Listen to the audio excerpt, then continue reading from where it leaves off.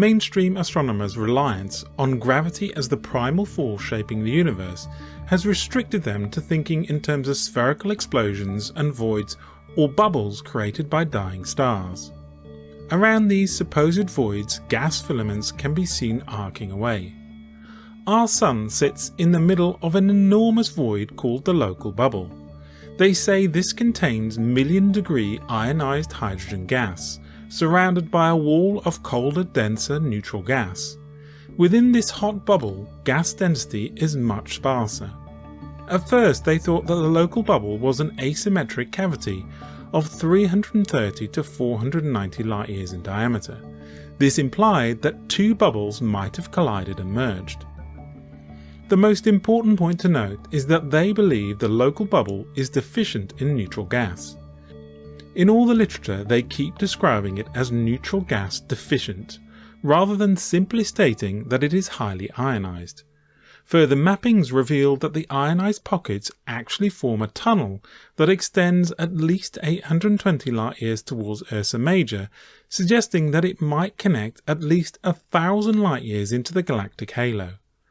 As the research continued, it started to become clear that our local bubble was actually part of a larger cylindrical cavity that pierces through the disk of the galaxy, dubbed the local chimney. So how do they explain the formation of the bubbles, and how can they explain the structure of the local chimney? They believe supernova explosions are responsible for creating these voids.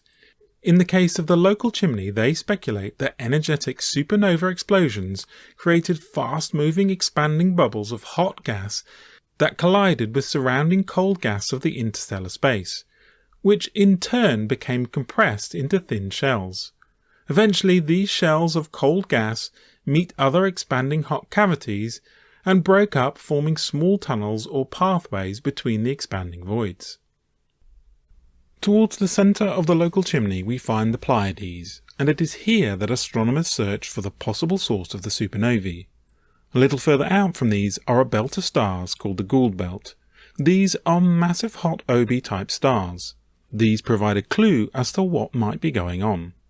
The supposed young stars appear to form a ring centred on the Pleiades, and have motions that appear to imply that they are also orbiting around this point.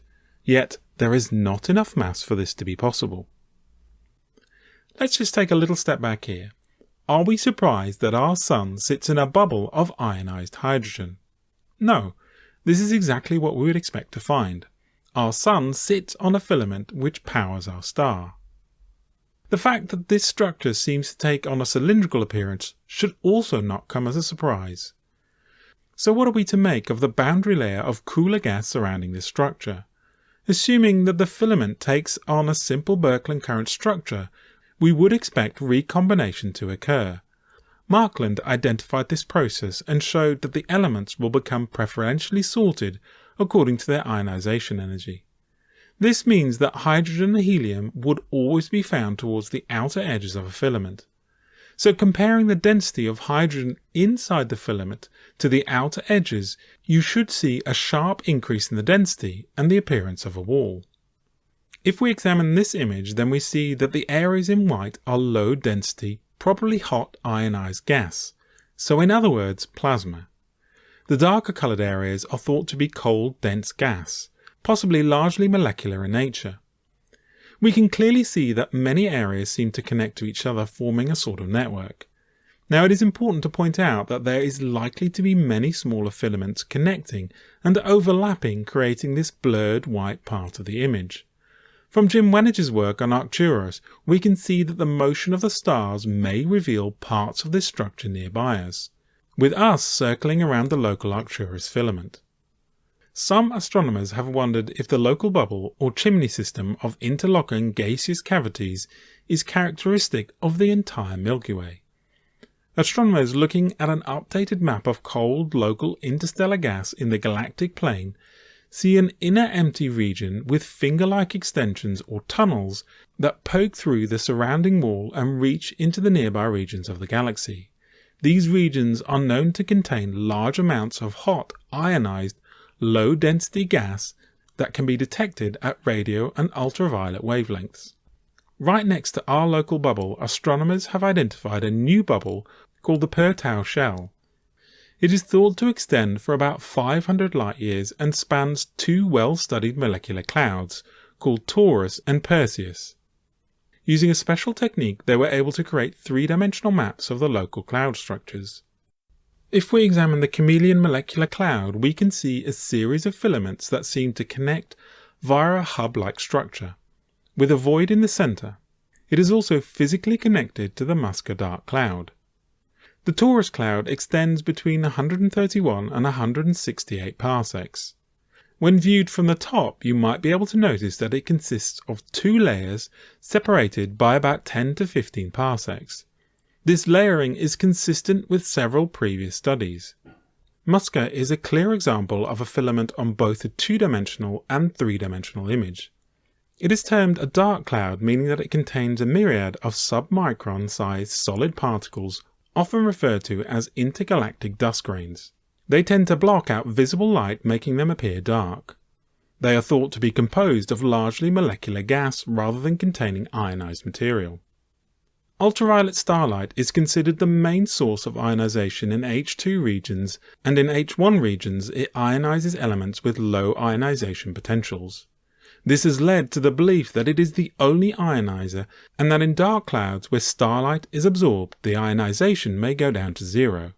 This is not necessarily correct, because in many cases most ionization of cosmic plasma is produced by a hydromagnetic transfer of kinetic energy into electrical currents which ionize. One common theme that they identified was a point I touched on earlier, the creation of the atomic hydrogen envelopes around the molecular clouds. They also discovered that the widths between the outer and inner envelopes had a consistent ratio of 3.4. When they identified the radial density profiles, they found that it was inconsistent with a filament driven only by gravity, and was much better suited to one where the filaments were magnetized. Previous studies of the structures of magnetic fields in the solar neighborhood clouds have found strong coupling between the gas column density and the magnetic field orientation, which is consistent with the idea that magnetic fields play an important role in structuring the interstellar medium in and around the local molecular clouds. Despite all of this, they still favor the formation of bubbles through supernovae. If the galaxy is composed of a network of filaments that carry slow-moving ions, these form magnetic fields that hold the structure together. Hannes Альфвен pointed out that these structures are capable of transferring energy over vast distances and dissipating the energy across the double layer with a voltage drop. It is important to understand that the current required to accomplish this may very well consist of low-energy particles. The plasma and material in these areas is not simply mixed together through random collisions. Plasmas have a tendency to produce large variations in the chemical composition. One mechanism is due to the different laws of motion of the non-ionized and ionized components of a magnetized plasma.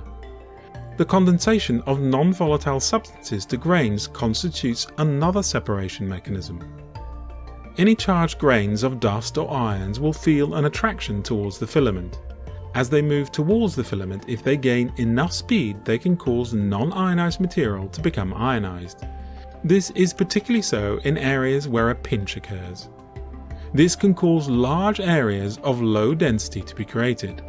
At the same time, Markland convection will sort material into radial shells.